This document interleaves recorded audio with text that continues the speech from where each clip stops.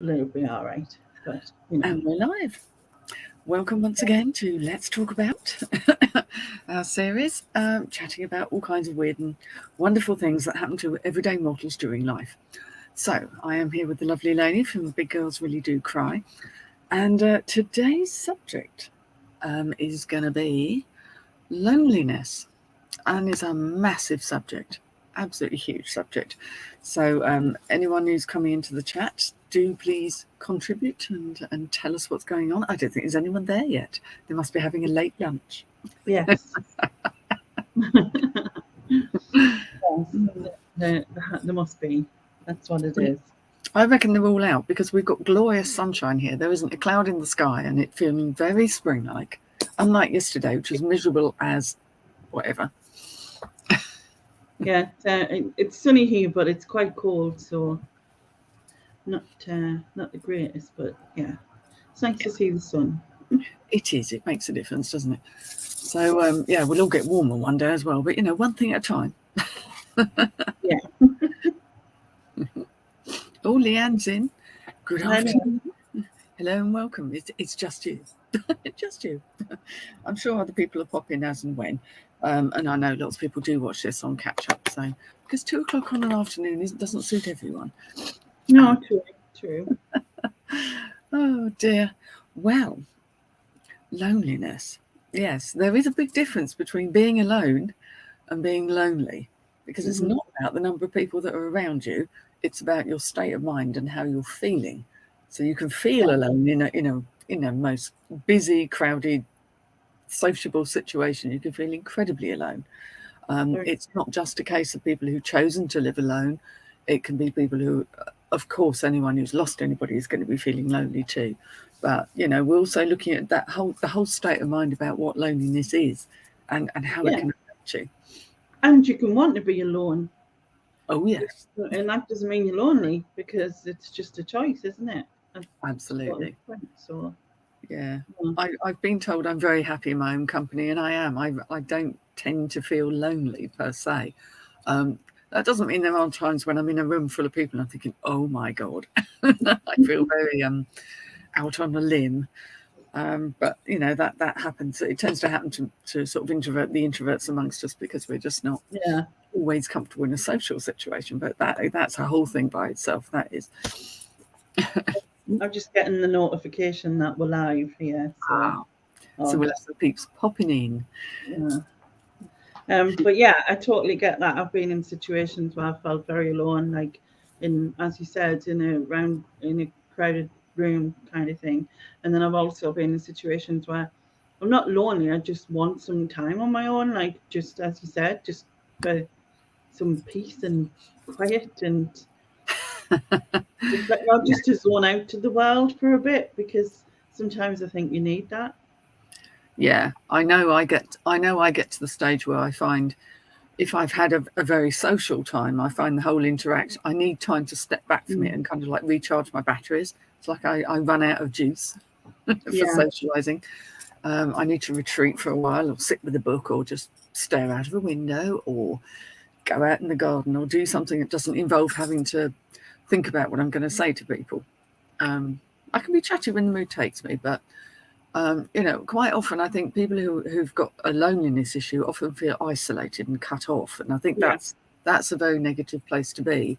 And life situations can change where it's difficult to get out and see people, even if you've got lots of friends. It's not always easy to. People are so busy. Again, we've come back to that now, where everyone's very busy again, and you kind of have to pre-plan everything to the nth degree just to be able to see anyone. Definitely. And I think as well, like, because I was trying to think of the reasons, or any possible reasons that you could be lonely, in terms of, like, stuff like that. So I suppose, like, changing a job or a school, even, like, that's a big deal of stuff, like, getting to know new people, and then which is an anxiety in itself. Never mind, you know what I mean? But then obviously they're all in their own jokes. They've all got their own crowds in there, and you can feel really isolated and lonely within that environment. And then obviously you touched on bereavement being being a cause, and then you've got like a breakup, relationship breakdown, um, moving away. So that could again be school, but I would hope that sort of those are temporary. So going to a new school or a new workplace or moving away would be a temporary loneliness in the sense of once you build like people in that area as friends, then that would ease hopefully. Retiring, I think, is another big deal. A lot of people That is a massive one. Yeah. struggle with retiring after that because not only do they feel lonely, but they feel I don't want to use the word useless, but that is the kind of thing because they were always busy and they kept, up with things like that. Yes. And then I think health issues and disability is another way that you can feel lonely because, especially if you're stuck in a lot, it can. And I mean, I think in that case, company online is a massive deal for people, but it's still not quite the same as being like is having actual physical contact with people. I think It's different. Yeah. the lockdown was a massive deal for a lot of people. Exactly. And as you say, you've been in a situation where going out anywhere at all has been almost impossible from time to time. So you kind of have a kind of a post-lockdown already before it even starts. So, the lifeline of online communities can be absolutely vital. I think we've all realised just how marvellous it can be to have that community. So I had a thought and it went. I had a brain fart. It just disappeared. Yeah. The answers. I think I'm happy in my own company too. I'm lucky as I has sewing as a hobby. I love selling, keeps me occupied, but also think I have been happy since finding the YT community. You are a great bunch. Oh, yeah. It's such a thing, isn't it? And hello, Antoinette, and hello, Andrea and Nia and Paula. It's lovely to see you all here. And Andrea actually said what my brain farted out into the ether, which is it's the lack of purpose. A lot of people's purpose for living has got tied up with what they do for a living, which is understandable if you love what you do, but not less so if you don't. But that whole thing of once you stop doing something, if you lose your purpose, that it's so fundamental to what we need. We need a purpose. Most people do, even if they wouldn't necessarily recognise it. Yeah, definitely agree with that. And so then obviously that can make you feel isolated and it can have a negative effect, which then, and also because you're not going anywhere, you've got nowhere to go every day as you have, then that can then lead to loneliness and become an issue. So, yeah. Yeah. I mean, I was talking with my stepmother yesterday and about this, and she's been to a lot of funerals this year. But, it's like, because she's in her mid-80s, all the people that she knows or knew are tending to die. I mean, that's kind of part of the cycle of it. But it creates, she literally says she feels like the last woman standing sometimes. Or sitting, actually, in her case, because mobility. But, that whole thing of that's a kind of loneliness. You can't do anything about that kind of loneliness. You've literally got a shrinking group of people. So unless you're the sort of person who can get out and meet people who are maybe younger and share common interests, that you've still got friends. If they're all of that same age bracket, and I always said to people years and years and years ago, you should have friends across all of the ages, because if they're all the same age as you, that's not going to end well at some point. No, one of you, as you said, is going to be the last one standing or sitting, as maybe type of thing, and that must be really lonely to watch everyone around you pass away, type of thing. I guess it would make you feel like you're on some sort of ticking clock watching. You know what I mean? Well, yes. I mean, you have a very strong sense of responsibility. From the minute we're born, we are, but of course, you know what I mean. It kind of to have it like that obvious in your face, kind of thing. You get more aware of it as you get older, and people tend to react one of two ways. They either crack on and say, "Right, I need to make sure I live the life I want to live," or people despair and get fearful and do nothing. People tend to go one of either way. And it's strange to see, and it's why people appear to change so much when they get older. It's not they're different people, but their sense of what they think life's about and what they can actually control and what they can do seems to, for some people, disappear, and for other people it spurs them on to absolutely, go out there and nail life by the whatsits, I wrote a few things down. So I put like loneliness, which is linked to social phobia or social anxiety. So that's a lot harder to deal with, in the sense that you don't want to be alone, but you're struggling mentally to interact with others because of your own social fears and your social phobias and anxieties that you tend to retract, which then makes you feel lonely because you know what I mean? And there's a cycle. Yeah, completely. Yeah. And I kind of went through that a bit, and I used the internet, but like for friends essentially. But I never felt it wasn't fully. It never really. It did a lot, but it wasn't quite enough. As like I said earlier on about having that, it helped a lot, but you know what I mean. There was still an issue around it, but you need physical friends as well as the online ones. There's big distances between people online, so the lovely thing is you meet people you would never otherwise meet just because of location or circumstance, and that's amazing because that can really open up your world. But it also means that you're less likely to physically meet, especially if there's mobility is an issue. It's going to be difficult. Definitely. And things like the psychological side of the anxieties that create that whole spiral of retreat, will often happen to people who are quite introverted anyway. But there are therapies and there is help out there for people who've got that. You can do something about it most of the time. There are things you can do, whereas some things you can't do anything about.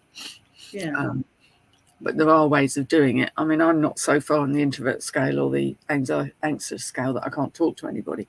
I have my limits as to how much I want to do, but I've got a reasonable coping mechanism for being able to crack through it. But a lot of people haven't got that as part of their toolkit, so it's really difficult. Yeah, I used to be so concentrated on what was going on in my head, like that I didn't even pay attention to what was going on around us. You know what I mean? And that's why it became an issue. It wasn't a comfortable situation. You know what I mean? So I would feel lonely in that situation, and then I would feel lonely at home, sort of dwelling over the whole thing as well, kind of thing. So, and of course, again, that, as you said, would make this retreat further because this happened and this happened, and it was all stuff that I'd planned in my head anyway. You know what I mean? Yeah. Well, that's it. The kind of conversations you have with yourself, or that inner voice. I mean, I think the psychologists call it the inner critic, but it is literally the voice that says no one's going to want to talk to you, no one's going to like you, blah, blah, blah. Basically, what it means is not good enough. That's the kind of kernel of it. And it can be very insidious. It really can invade and ruin so much of your life. And it's not needed in a way, because if you can take that out, which is possible to do, if you can just kind of put that voice to one side, you can engage so much more fully in what's going on. I'm like totally different in that I can, I don't think about that now. I do pay attention to what's going on outside now, and it's like massively changed me. You know what I mean? Completely. So I do know that those type of therapy work because I've been through that, and it does work. Yeah. I think people can get to a point of feeling like, oh, well, I've always been like this. And especially as you get older, I've been like it for 40 years. I'm too old to change. And I have to say, for me, a lot of it was just that I always thought it was me. So it wasn't something that could be changed because it was me. Do you know what I mean? And but there was something inherently. Yeah, there was something wrong with me. Yeah. And so, and because I wanted to hide away from that, you know, but yeah, and it's an understandable reaction, but and so turning it around is difficult, but it is possible, because like you say, you're changing that focus from being overly critical of yourself to actually going, yeah, but what's everyone else doing? They don't care, they don't notice, they're not interested. They're doing their own stuff, they're not that bothered about what I think I'm like. Yeah, and my mum always had a saying of like, you know, it'll be tomorrow's chip wrap. That was always what it was, you know, like the news essentially. And so anything that was going on in life, it was the same thing, you know. It was tomorrow's. People forget, they just move on, they do their own thing. People are too wrapped up in their own stuff, basically. They don't notice huge amounts. And really, you know, I mean, I've known people who will literally sort of pick apart everything that's happened in the evening, or say, oh, you said this, and I'm like, did I? Yeah. I never intend to say anything that's going to sort of bruise anybody, but, you know, sometimes, I know the mouth operates and the brain doesn't. But I kind of think, but does it really matter? Is it really that important? If I hurt someone's feelings, they should tell me, and I will apologise without reserve. But someone else sort of on their behalf getting their knickers in twist about what they think someone else is thinking, life's too short. Life is way too short for that. Oh, Andrew has summed it up. A lot of people feel that. Yeah, totally understand the same. And the thing is, we're not boring. People do like us. People do want to talk to us. You know what I mean? But we're so wrapped up in it in our own head, and we're not living. We're living in our head. It's not the same thing. It's a totally different world. It's that safe world, the one that, you know, that the your inner critic, your inner voice comes out and tells you that world out there's, you know, you stay in here and, you know, don't. It's dangerous out there. Yeah, exactly, and it does do that. Yeah, and make you feel like you need to stay in, and then you think, yes, I'll stay here because that does happen, and what you said just did happen, and you know what I mean, and it did kind of like. It becomes self-fulfilling prophecies, really. I kind of think if you hear something often enough, or that voice is telling you often enough that such and such is so, you do end up believing it, and it kind of ends up happening because your thoughts do become your reality. And that's really what a lot of the therapies are trying to do, is say, let's work on changing the thoughts. Let's kind of reframe things a bit. If you had a friend who was going through what you were doing, what advice would you give?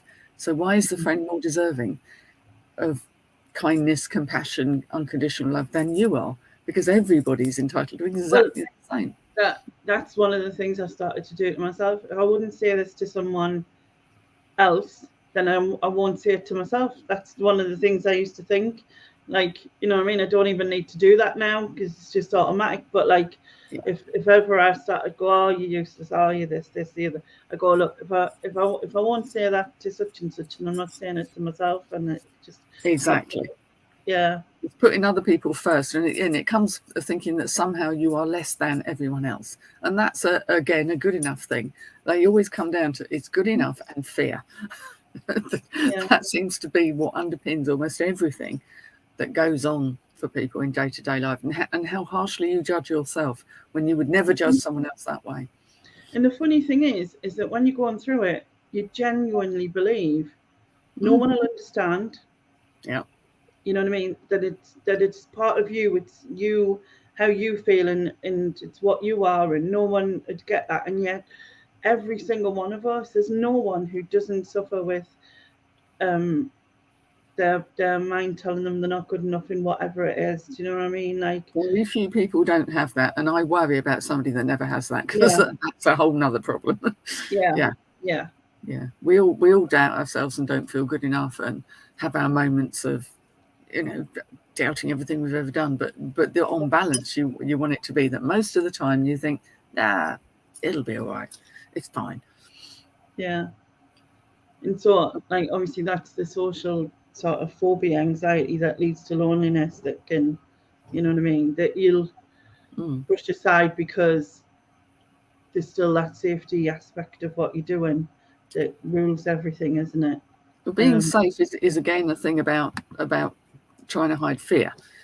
you know, they're two sides of the same coin. And Leanne very sweetly said, of course, we know Andrew's probably one of the sweetest people you'll ever see on YouTube.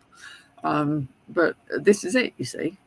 You know, Doesn't and give I us know how much courage it took for Andrea to do videos. I do remember the process and how concerned, and she'd come on with Nick, and you know, you come on with Nick, wouldn't you, Andrea, and do a little bit, and then and as your confidence grew, and also with reselling, your confidence and that has grown as well, and it makes such a difference to start layering up those competencies and things. You think, no, I'm all right at this. I don't have to be perfect, but I'm good enough, and being good enough is all that matters. Definitely. So I think the social phobia thing can come under the feeling lonely surrounded by people. So if you have to like be at a party, for instance, family family gathering, and then you just feel lonely in the middle of it because of issues that you're going through separate to what's happening there. It can be that, but then there's also like works events and things where maybe you've had to go to a work event and maybe you don't really know many people, or you're not a very party person. Some people aren't, and that's okay. Do you know what I mean? Some people just don't like to don't like a party. Do you know what I mean? So yeah, well, that's right. And you know, lots of people often means that you what tends to happen, of course, is that when someone who's naturally a little bit shy or introverted will tend to find the person they know and go and gravitate and go and stick with one. Talking to everybody can be absolutely exhausting. Definitely. Oh, I've just seen Leanne there. She's saying, apparently I inspired her to grow her hair colour out to grey. And look what happened. But the thing is, you're enjoying your hair colour, and that's wonderful. Yeah. I mean, I too will go white at some point in time, but maybe just not this year.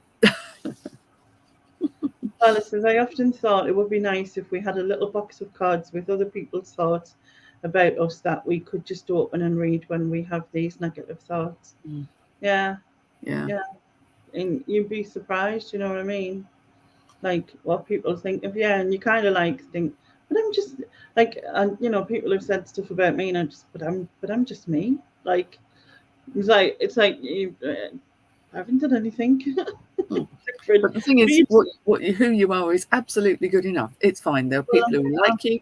There are people who won't. That's life. Everybody likes it. To be honest, and you know, what was it? Another thing my mum used to say was, those that mind. Those that matter won't mind, and those that those that matter won't mind. Those that mind don't matter, and those that matter won't mind. That's it. Well, that's neat. Yes, that's a very neat way of putting it. And really, it's also been able to let ourselves off the hook about wanting other people's approval or worrying about what they think. In the long run, does it really matter if somebody doesn't like you or doesn't think? What you think of yourself, isn't it? When it comes down, it's what you think of you. Oh yeah. At the end of the day, I'm quite used to the fact that there are a number of people who absolutely don't get me and don't like me for whatever reason, and that's fine. It's all right. You don't have to. Just move away, do your own thing. That's fine. Because I think when we're brought up, especially, I won't say always, but especially I think with girls, it's that you're expected to be good at socializing. You're expected to be polite and all this kind of thing. Well, obviously I've bucked most of those trends over the years, but you know, it's the expectations, and I think dropping those and just being yourself is far more important. Oh, is that a Dr. Seuss quote? Is it? I don't know where she got it from. Oh, Angela's just popped in with that. Hello, Lex. Yes, maybe it is. I do like a bit of Dr. Seuss, though. Yeah. Got good things. Right, where was I? That's right. In fact, quite a lot of the time, I know I've been on lots of courses and workshops and various things, especially through all the therapies that I used to do, and quite a few of them, you get a group of women together, and by the end of a 2-day workshop, whatever, they have actually written out little things, and it's surprising and very moving what people will write about you. It really is. And what you have to write about them. It's a lovely exercise to do. Oh, I like that, Lex. I think I'm amazing, and I'm always shocked when people don't like me. Yeah, well, if they don't like you, they're not worth knowing, are they? Yeah, exactly. That's how I have it. It's like, yeah, fair enough. I can say it's to Andrea, I love watching you, and I really appreciate that you are open. Appreciate that you are open about your anxieties. I think this is really important, raising awareness. Exactly. It is, and that's what we need. We need to talk about, as we're trying to do here, to talk about the stuff that people just don't. They just kind of shove it to one side and go, "No, I'm getting on with things. I'm fine." It's like somebody once told me that FINE stands for. I'm going to swear now. Word of warning. It stands for fucked up and needy emotionally. So if someone says they're fine, it usually means the opposite. But then I thought I'd throw that in for amusement. Oh, yeah. Yeah, a lot of people feel that, Lex. This kind of loneliness that people get. Yeah. And it's kind of FOMO, but it's on a social scale, and it's thinking, oh, you're missing out on something somehow you're not experiencing. Yeah, I've had similar stuff like that before. Particularly when you've got, I don't know, family members are off doing things, or people look on Instagram and think everyone's having a marvellous life, you know. Yeah, but I think sometimes you can see something can happen or something can change, and it can be a little thing, and you can think, oh, but they said such and such to me, and now they're doing this, and then you kind of go, oh, they just didn't want us to be, and then your mind does that thing, doesn't it? Oh, they just didn't want us to be there, and it like blah blah blah, you know, and you can really get paranoid when really it's just a change in circumstances on their side, and it's not actually the deal that we think it is. It just makes you feel that way for some reason. Yeah, and people are notoriously inconsistent. Yeah. that's the thing. And just sometimes life takes over them, and sometimes they just need to be on their own, and sometimes it's just whatever, isn't it? It's whatever, but you do get that thing where sometimes you feel like you're being ignored. Definitely overlooked. I believe you me. I definitely had my share of that. I kind of think, what? You thought I was what? Where? How the hell did that come about? Or, oh, I thought you didn't like this. It's like, did I ever say I didn't? Oh, I might have done when I was about 20, but I mean, I'm nearly bloody 60 now. Am I not allowed to change of heart? You know, you sometimes think, what's going on? If I've suddenly gone invisible, which at my size is kind of difficult to go invisible, to be fair. But yeah, it's that thing of going, it doesn't really matter. Either way, it's not a thing. And it's usually unintentional. Definitely. Antoinette says, as human beings, we find it difficult to tell people outside our family how we feel about them. Oh, that's just jumped up. Then when someone dies, we say all the things out loud we thought about them, but never told them. That's really true. Yeah, it is. It is true. And, you know, not everybody's family is very, communicative anyway. You know, and talks about the things that really matter. Sometimes it's just not the thing within the family to talk about certain things, which can make life very difficult. Yeah. But I think we're all breaking those taboos down now. I think we're all just saying, look, anything's on the table to talk about. There shouldn't be things that, oh no, can't go there. It's not healthy. I would say that I'm a very people-y person, so I like a lot of interaction. I like to talk a lot. Well, you might have noticed that. I don't hide it, obviously. But like there is times when I do like some time out, if you know what I mean. But in the most part, but then everyone seems to think there's something wrong when if I go quiet, it's like, what's wrong? What's wrong with you? Like you're not allowed to just sit back and observe. To be quiet. I mean, to be fair though, when something is wrong, I do go quiet as well. So it's probably that's probably what they're thinking is she's gone quiet. There's something afoot. Yeah. It's true. I mean, I think especially with a lot of introverts, it's not when they're being noisy you got to worry. It's when they go quiet, because that's when the processes are going on. But it is, like I said earlier, there is people who prefer to be alone, and that's not a loneliness. That's just preferring their own company, and that's completely fine. You know what I mean? Yeah. Oh, I think Jeff, the wee little cute doggy, is getting a lot of love out there. That is a Lovely. very cute dog, and I say that as a cat person. It's a very cute dog. Yes. Mm.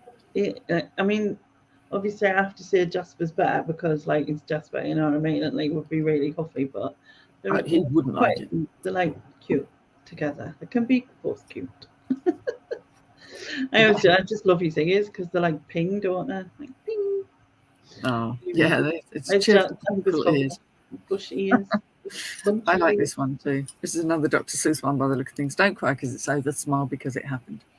Mm. It is suited to the grief discussion, but also about relationships and the ends of relationships. Some relationships have a beginning, middle, and an end, and friendships, they just have a natural span. Then, you know, not everything is for life. How can it be? So this is a very useful Dr. Seuss again with his therapy techniques there. Yeah.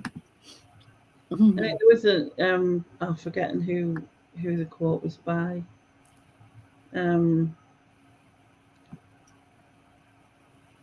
Don't complain because rose bushes have thorns. Rejoice because thorn bushes have roses, or something like that. I can't remember the exact. It's about looking at it in a different way, isn't it? Like sort of.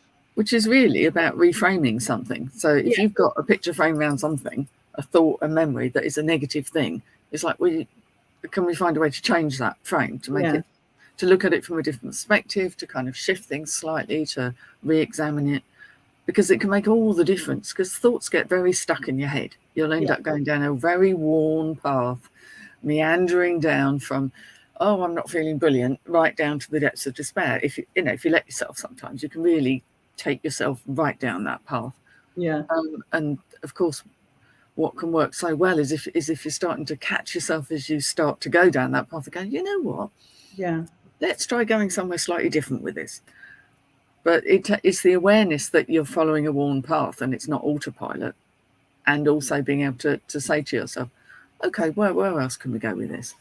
How can we look at the silver lining to something, or often with very negative stuff that happens, there is usually some positives that can be picked out from it. You might have to look hard, but there's often things there where you think, if that hadn't happened, then this wouldn't have happened, and I wouldn't have met this person, or I wouldn't be doing that now, or, it's important to be able to do that, isn't it?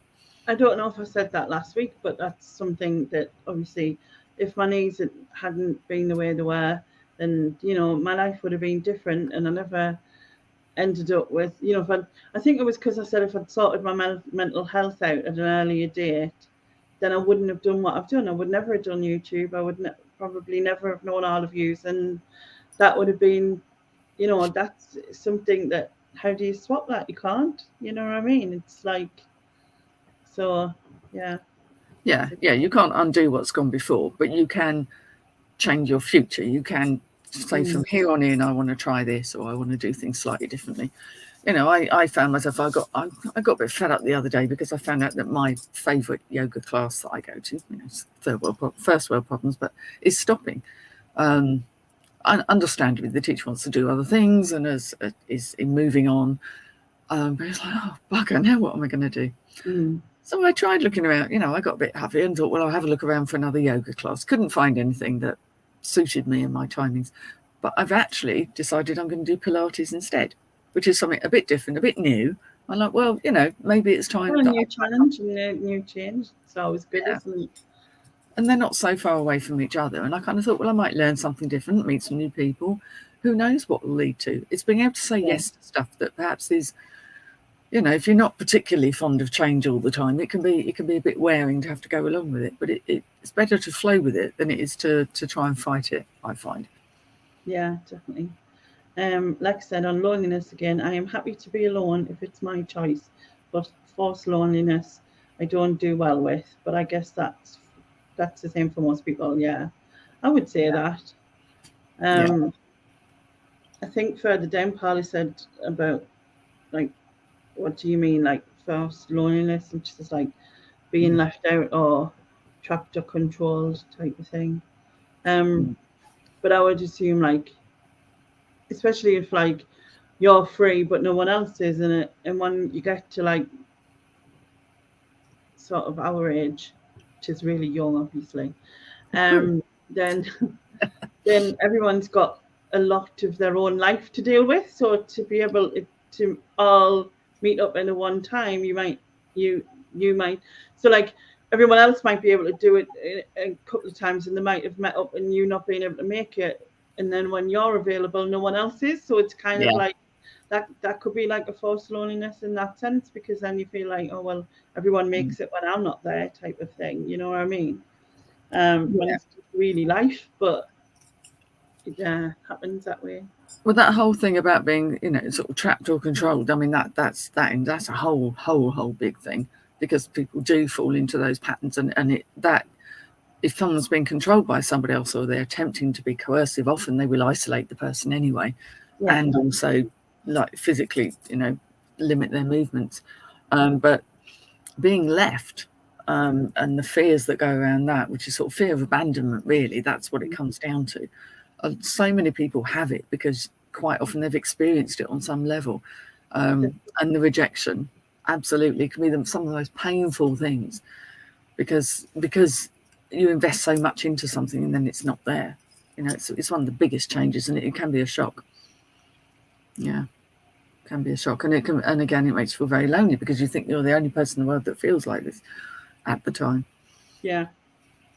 And the more you put yourself into a spiral, then don't you, of a downward spiral of negative thoughts, which can then evolve from that to further negative thoughts. And which is why was I left? Why am I left out? Why am I feeling trapped?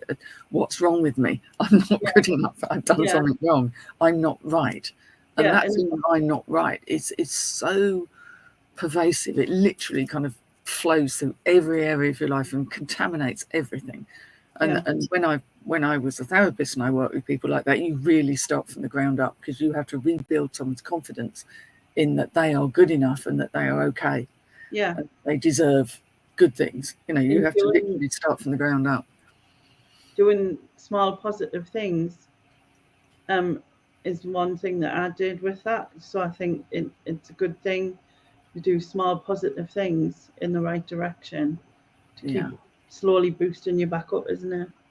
You have to. What you do is you start taking control over the little things, and then I mean, people in abusive relationships, which we haven't really talked about, I'm sure we'll cover another day, that's a whole stinking mess, that is. I mean, you have to get angry enough and to do something, and a lot of people take a long while before they get there, or feel so devalued and overwhelmed by it all that they feel they can't. And yes, Lex has hit it on the head there. There are the relationships, friendships, and that you think you're putting more into than they do. And again, it's how much of that is perception, because unless you've spoken to the other friend about it, they may not be aware, because people are blissfully ignorant, as we know. And that it's one-sided, energetically, draining, really.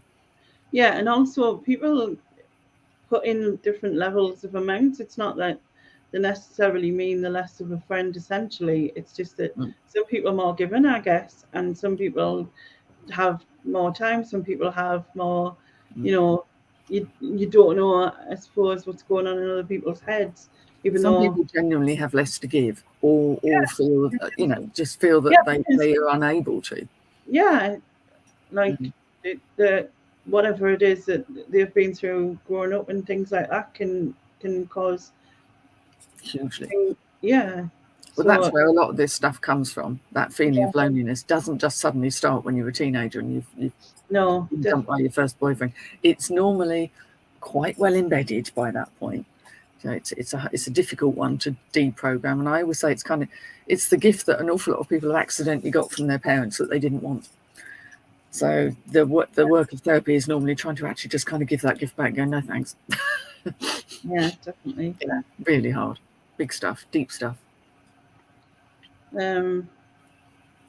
Antoinette says, International Women's Day, so I'd like to say to all the lady resellers and YouTubers that I'm subscribed to that you are all interesting, inspiring, entertaining, and I like you all a lot.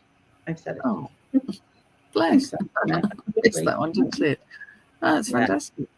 Oh, well, there we go. Yeah. Thanks, Antoinette. That's very sweet.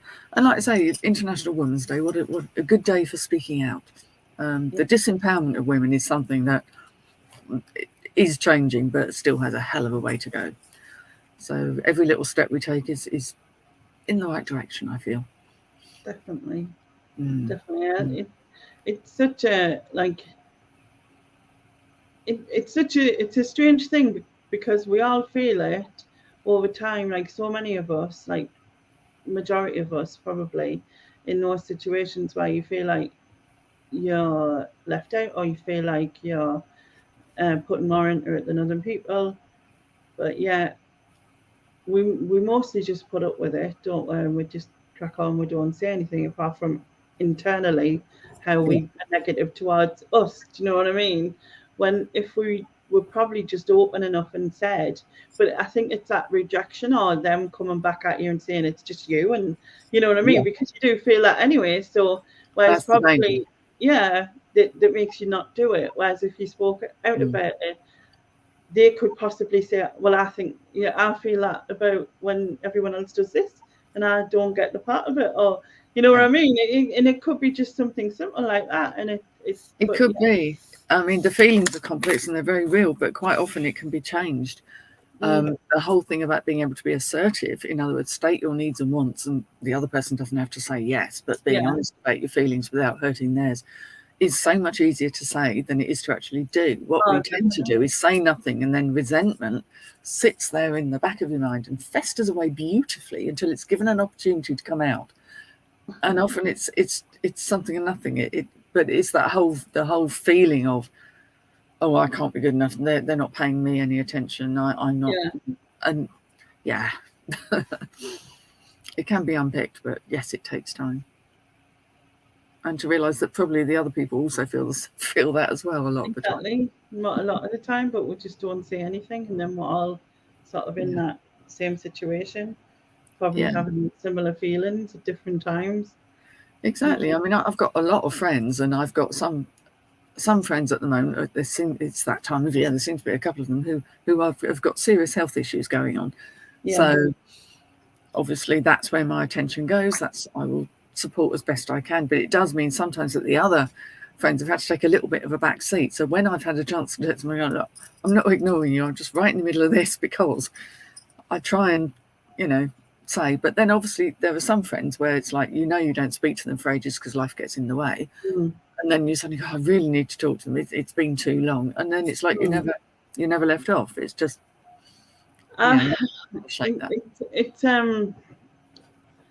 I've got friends for different situations. That sounds really weird to say it when I see it, but I've got a lot of friends. I'm lucky and stuff. But if I've got a problem and it's a serious problem, there's definitely two friends I wouldn't go and speak to about it. I might tell them about it after I've sorted the problem of my own accord.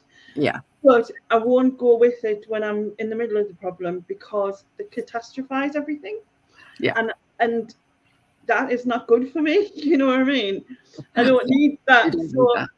And I've got another, especially one certain friend who I'll speak to, who's very logic and very calming and stuff like that. And so, but that doesn't mean that I'm leaving the other ones out or wanting them to be like left out or anything. It's just that, like I said, if I go to them and I say this, and I've had it before, I've gone to them and I've said, oh, I can't get it. Like, I've had a situation where I had an issue with the ambulances kind of thing. And she was like, well, if you have a heart attack, and what if you're this? How are you going to get out your room? And you know what I mean? And then I don't need not what you need. No. So I know enough to go when it's a serious situation until the situation's resolved. And then I will speak about it. It's just, and it's not, and I mean, I've told them that the Catans know they do. It's not a thing, they do it to themselves. It's just a habit. It's a habit that they're into. I mean, and I honestly think that most people will agree with you and probably also compartmentalize their friends slightly. There are friends for this and friends for this, and there are very few friends who are literally going to span everything. And you're very lucky when you find those. But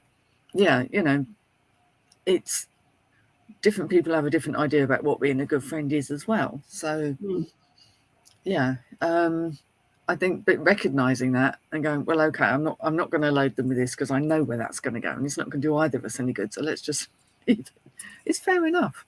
Yeah, and Absolutely. also if they're going through a lot as well, I'll kind of maybe step back and not sort of put my problems in the mix type of thing. Yeah. When they're going through a lot, I know like a lot of people, if sometimes like I've had people do that to me as well, where they've just said, oh well, I didn't tell you because you're doing this and this. But I always say, you know what, just tell us. I'd rather, because I think sometimes having other people's issues like to talk about, I'm much better at like than I can get away from mine. There is that, but also it's coming from them trying to be kind to you, so it's not coming from a bad place. They're not leaving you out. They just think maybe you don't need that in your life right now because you've had all this going on, all that going on. And I have done that. I've certainly done that with some friends of mine. I've kind of glossed over a little bit some of the stuff that's gone on because they don't need all of that. But yeah, there are particular friends I can turn to for certain things. I also have friends who like, you know, like the one who I spoke about is very calm and logic. She doesn't tell us what I should do. And I have friends who do tell us what, and I've had friends who do tell us what I should do. Oh, right. What you need to do is you need to phone them, and you need to do that, and you need to, you know what I mean? And I'm like, well, I'm just going to do what I'm going to do anyway. You know what I mean? Whereas not other friends will sort of say, like, well, there's this option, this option, this option. She'll not, like, sort of, you know, put on us and things like that. But but again, it's people wanting to be helpful. The intention is good and the execution is poor. That's what I always say. It's like, yeah, I know they mean well, but no, I don't like being told what to do. I think you're possibly the same. I don't know. But it kind of like, yeah, don't try and fix me or organise me. I don't need that. But then some people need step-by-step instructions of what to do, don't they? A lot of people do, actually. Yeah, it's a lot of people do, but no, probably not us or people who are very self-reliant and and none of these ways are wrong, and not, you know, none of them are right, none of them are wrong, none of them are whatever. It's just what you are and who you are and how work and what way works best for you. There's no wrong, is there? And exactly. And it's the same with like obviously the loneliness side of things. If it's something that can be fixed, especially if it's like a mental health thing, that is social phobia, where you can get help with it and stuff. But or if it's say like a bereavement or a breakup, where you can get help with that as well. When you're ready, when you choose to, not when someone else has told you to. I think that's the thing. It has to be, any change has to come from your own desire to want to change. Somebody else wanting to change you, that's a whole different thing, and not necessarily particularly healthy. But yeah, definitely not.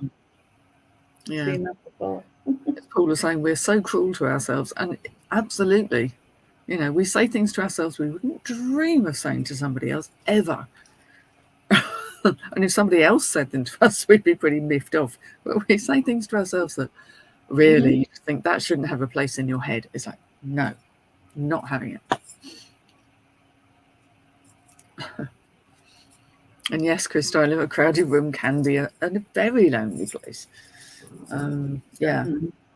Without a doubt, especially when everyone seems to know each other and you're kind of thinking, okay, how are we going to work this? As you pick one friendly face and think, I'll talk to them. It's like, give it a go, plunge in there, overcome the fear and think, what's the worst that can happen is they don't take to me, and then I go off and talk to somebody else.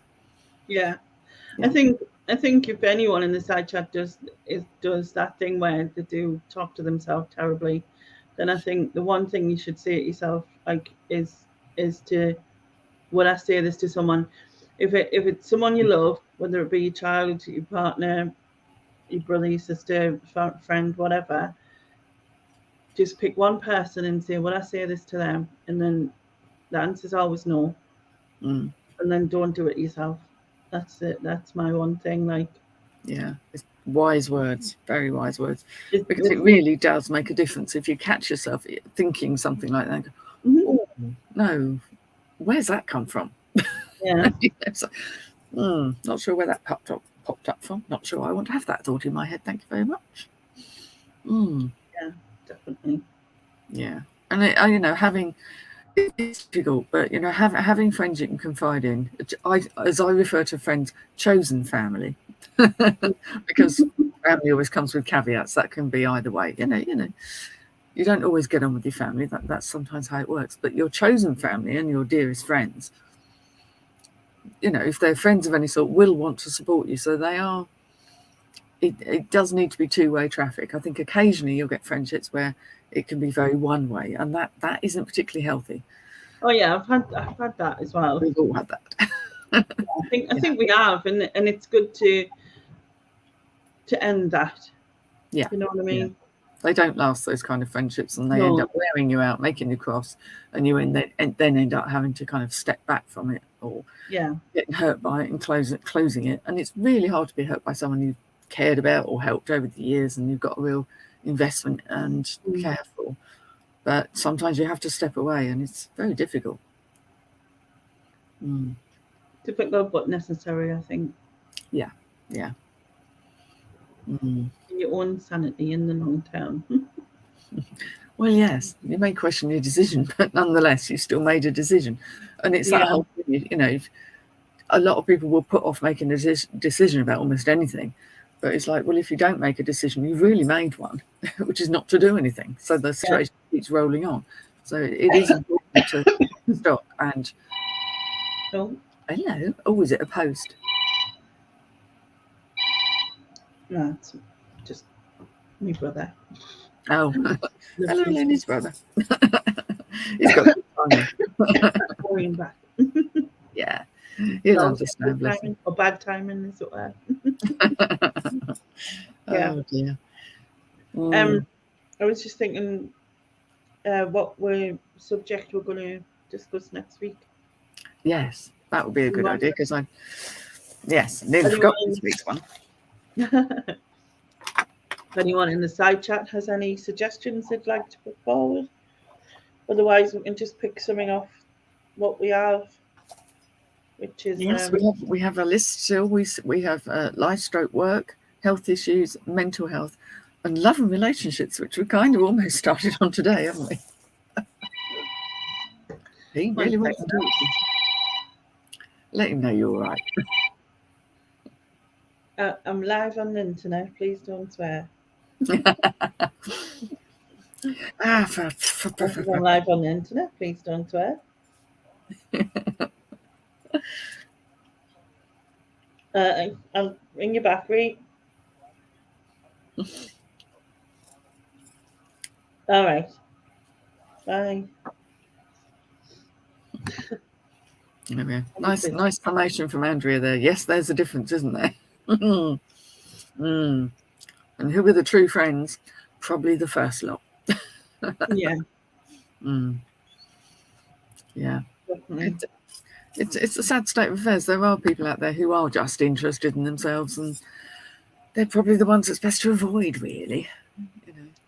True. Because they will take as well. There are people who will take, and I know the kind of term that I hear bandied around is psychic vampire, someone who takes all your energy. And again, it's usually unintentional. They don't actually realise they're doing it, but it doesn't mean you have to put up with it. No. It's having strong boundaries and being able to say, no, that's enough. Yeah. Yeah, definitely. Yes, Andrea, those ones are keepers. Yeah. Yeah. And they're there if you need them as well. So, if you were to reach out and say, I could do a chat or whatever, they're there, type of thing, that kind of thing. They'll make themselves available. And I think that's the thing. My kind of take on being a good friend, which is obviously a useful kind of yardstick to use for what you would like in qualities in your friends, is if someone's shit hits the fan and they need something, I will do my damnedest to help them. Yeah. That's kind of, that goes without saying. That's part and parcel of being a friend. It's not true for everybody, and not everyone's able to, either psychologically or physically, because of time and family commitments and stuff like that. But open discussion, I think, is key to this, and not putting yourself in a position of, but I'm not good enough, because it's never going to work otherwise. Yeah.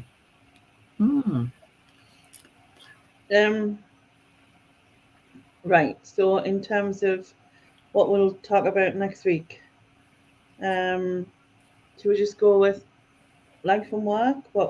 Life and work? Okay, we'll do life and work. I don't know what's next on the list. I can't remember. That's all right. We'll go with that because we can jump around. We can cover whatever. So yeah, we'll go for that one next week because we're coming up to the hour now. Yeah, so it's general life and work, and then a balance of that, I suppose, and how to manage both. Yeah. I mean, a lot of people on here are, by the nature of it, self-employed or so it's slightly different. Someone whose life is 9 to 5 kind of office regulated, but yeah, and who you go to when you're lowest, Debrian. Yes, absolutely, that's the key. Because I mean, I tend not to go to somebody. That's me. I was like, that's natural though, isn't it? You retreat in your own self. I do first. If I really need something, I've begun over the years to learn it is okay to ask for help. Because it's not something I'm naturally given to, but it's a valuable lesson, and it's a difficult thing to do, but it's an important thing to learn how to do, I think. Yeah, definitely. Yeah. And the thing is we're all surrounded by people who would help us and speak to us, and there's probably strangers out there who would do the same thing. If someone needed help, they would speak to you. You know what I mean? When you, especially at your lowest and stuff like that. But there's also services available, isn't there, that you can ring. Like the Samaritans. Yeah, they're always there because they're there even in the small hours of the night, which is often when people hit a low point or feel at their loneliest. Because I believe there's probably other ones similar to that as well, but they're the only ones that's coming out of my head at the minute. But definitely. Yeah, they're often helplines for all kinds of divisions within it.